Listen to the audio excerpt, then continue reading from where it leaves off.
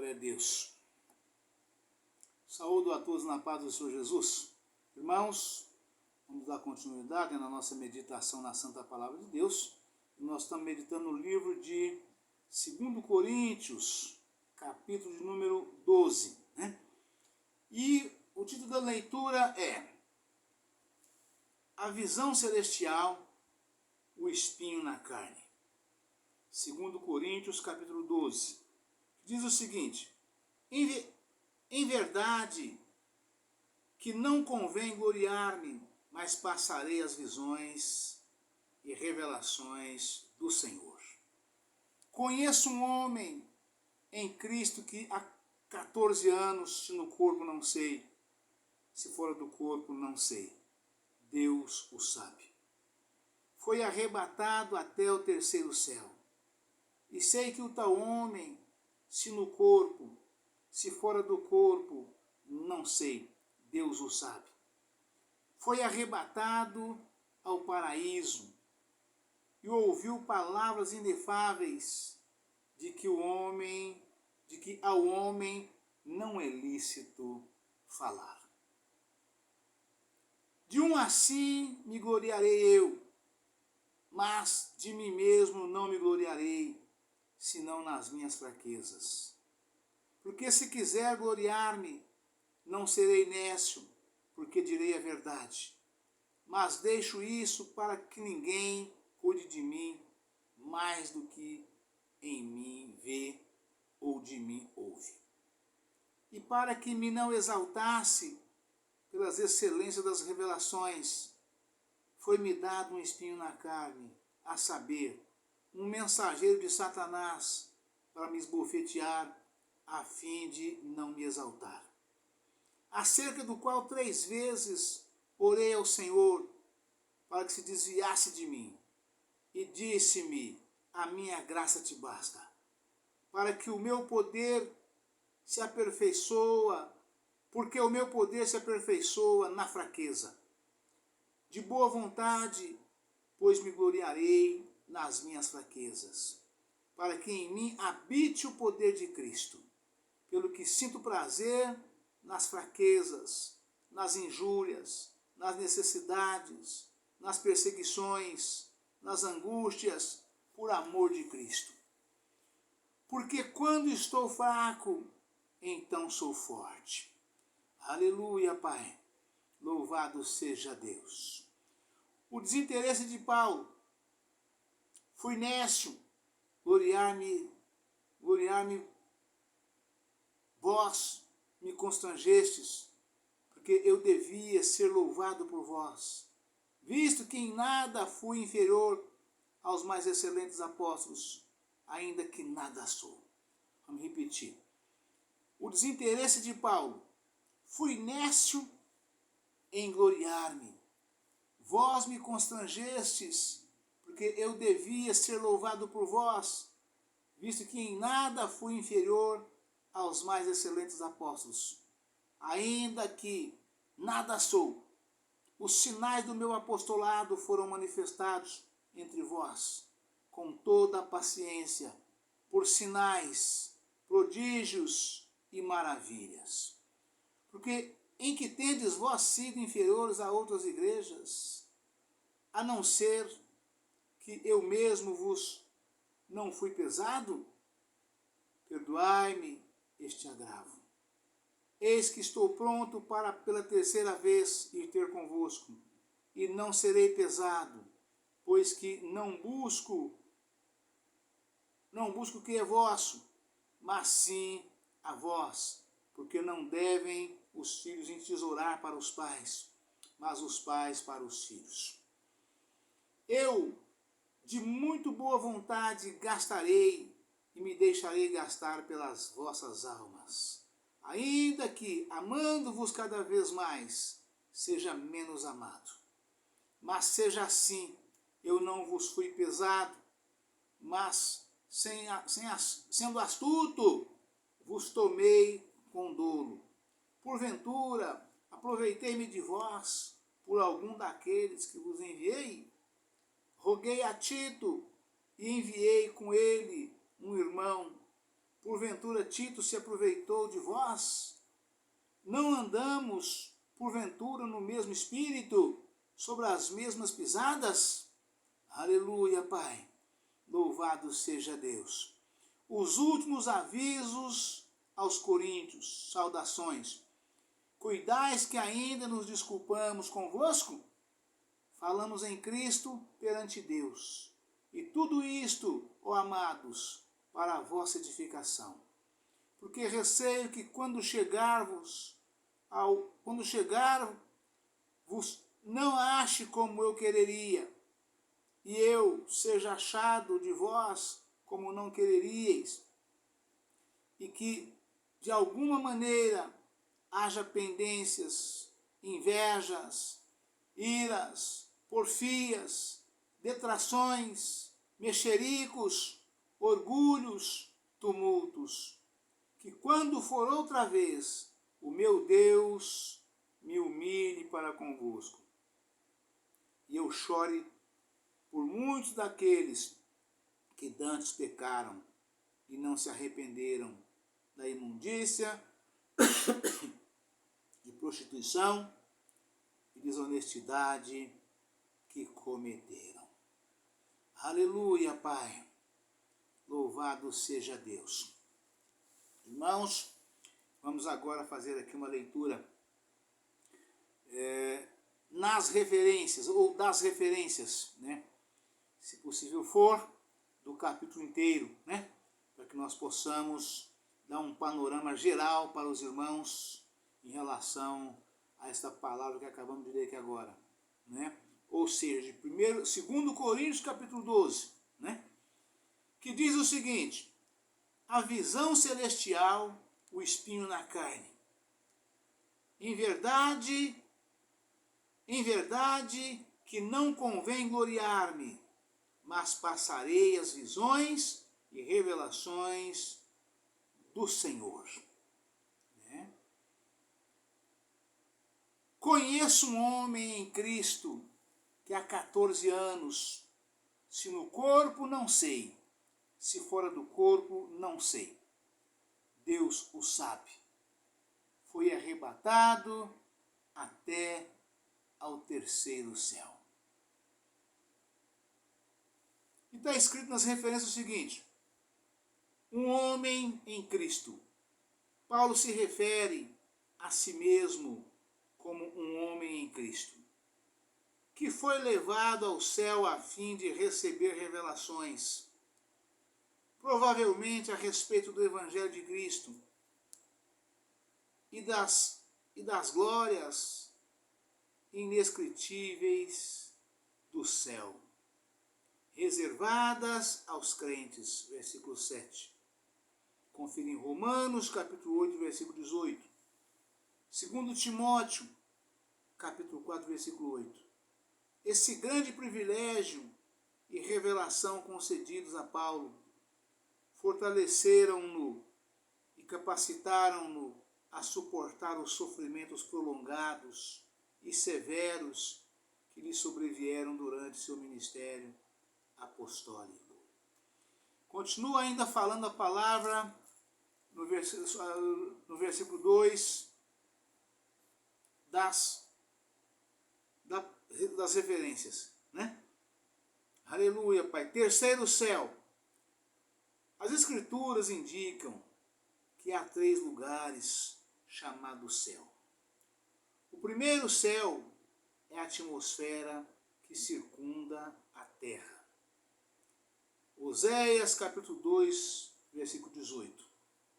Daniel, capítulo 7, versículo 13. O segundo céu é o céu das estrelas. Gênesis, capítulo 1, versículo 14 ao 18. Terceiro céu. O terceiro céu também chamado paraíso. Versos 3 e 4. Lucas, capítulo 23, versículo 43. Apocalipse, capítulo 2, versículo 7. É a habitação de Deus e um lar de todos os salvos que que já daqui partiram. Apocalipse capítulo 5, versículo 8. Filipenses capítulo 1, versículo 23. Sua localização exata não está revelada. Aleluia, Pai, louvado seja Deus. Do versículo 3 até o versículo 7, ou mais precisamente o 6, está escrito o seguinte. Na palavra está escrito, né? Aleluia, Pai. Foi arrebatado ao paraíso e ouviu palavras inefáveis de que ao homem não é lícito falar. De um assim me gloriarei eu, mas de mim mesmo não me gloriarei, senão nas minhas fraquezas. Porque se quiser gloriar-me, não serei nécio, porque direi a verdade. Mas deixo isso para que ninguém cuide de mim mais do que em mim vê ou ouve.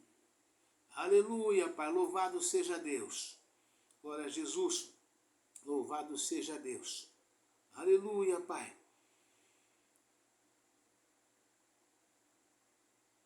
Versículo 7.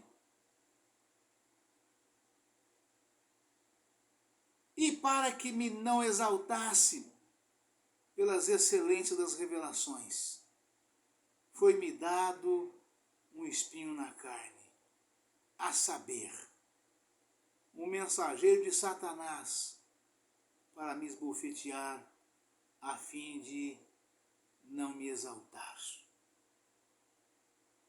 As referências dizem a respeito desse assunto o seguinte: um espinho na carne. A palavra espinho comunica a ideia de dor, de aflição, de sofrimentos, de humilhação ou de enfermidades físicas, mas não a de tentação para pecar. Confira em Gálatas capítulo 4, versículo 13 e 14. Primeiro, o espinho de Paulo permanece indefinido, de modo que aqueles que têm qualquer espinho na carne, vamos repetir, o espinho de Paulo permanece indefinido, de modo que aqueles que têm qualquer espinho na vida podem assim aplicar a si mesmos a lição espiritual dessa palavra. Segundo, o espinho de Paulo pode ter sido uma ação demoníaca contra ele, permitida por Deus, mas por ele limitada. Verso 7. Jó capítulo 2, versículo 1 a seguir. Terceiro, ao mesmo tempo esse espinho de Paulo lhe foi dado para impedir que se orgulhasse a respeito das revelações que recebera. Quarto, o espinho de Paulo tornou-o mais dependente da graça divina. Verso 9, nota. Hebreus, capítulo 12, versículo 10. Versículo 8. 3 vezes orei ao Senhor. O que fala a palavra a respeito disso? Aqui nós voltamos em seguida nas referências, né? Acerca do qual 3 vezes orei ao Senhor para que se desviasse de mim. Muitas vezes, quando Deus responde à oração sincera com um não, é porque algo muito melhor Ele vai conceder. Vira a nota seguinte, Efésios capítulo 3, versículo 20. 2 Coríntios, capítulo 9, até ao 14. Do 9 ao 14 está escrito o seguinte: E disse-me, acerca de qual 3 vezes orei ao Senhor para que desviasse de mim. E disse-me, a minha graça te basta. Porque o meu poder se aperfeiçoa na fraqueza.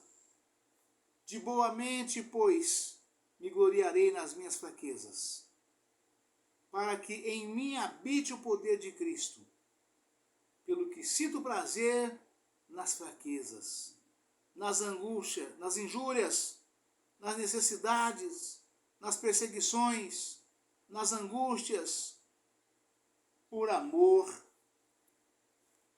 de Cristo. Porque quando estou fraco, aí então estou forte. Fui nécio em gloriar-me, vós me constrangestes, porque eu devia ser louvado por vós, visto que em nada fui inferior aos mais excelentes apóstolos, ainda que nada sou. Os sinais do meu apostolado foram manifestados entre vós com toda a paciência, por sinais, prodígios e maravilhas. Porque em que tendes vós sido inferiores a outras igrejas, a não ser que eu mesmo não vos fui pesado? Perdoai-me este agravo. Eis que estou pronto para pela 3ª vez ir ter convosco, e não vos serei pesado, pois que não busco o que é vosso, mas sim a vós, porque não devemos os filhos entesourar, porque não devem os filhos entesourar para os pais, mas os pais para os filhos. Aleluia, Pai. Louvado seja Deus. E a referência diz, a minha graça te basta. A graça e a presença e o favor e o poder de Deus em nossa vida. Que lindo, né, irmãos? A minha graça te basta, né? O que é a graça de Deus na vida de um crente? Aí a referência diz, a graça é a presença, o favor e o poder de Deus em nossa vida. Quantas e quantas pessoas conhecem esta passagem, conhecem esta expressão, conhecem, né, esta afirmação, a minha graça te basta. Né? E a gente fala muito isso, né? Quantos e quantos e quantos e quantos irmãos riquíssimos da graça de Deus. E Pedro, nosso querido e amado irmão apóstolo Pedro, né, lá em 1 Pedro 5,8 está escrito, cresça na graça, mas também no conhecimento que vem de nosso Senhor e Salvador Jesus Cristo. Né? Cresça na graça, mas também no conhecimento que vem de nosso Senhor e Salvador Jesus Cristo. E é tão verdade essa afirmação que o próprio Senhor Jesus diz lá em Lucas, capítulo 5, versículo 37. Vós errais por não examinar as Escrituras, pois cuidais ter nelas a vida eterna, e são elas que de mim testificam. Então, somente através da busca, né, da aplicação ao conhecimento, nós podemos melhorar nosso entendimento, né, e aperfeiçoar o nosso conhecimento, que é tão rico, né, que é o segundo dom espiritual da Bíblia.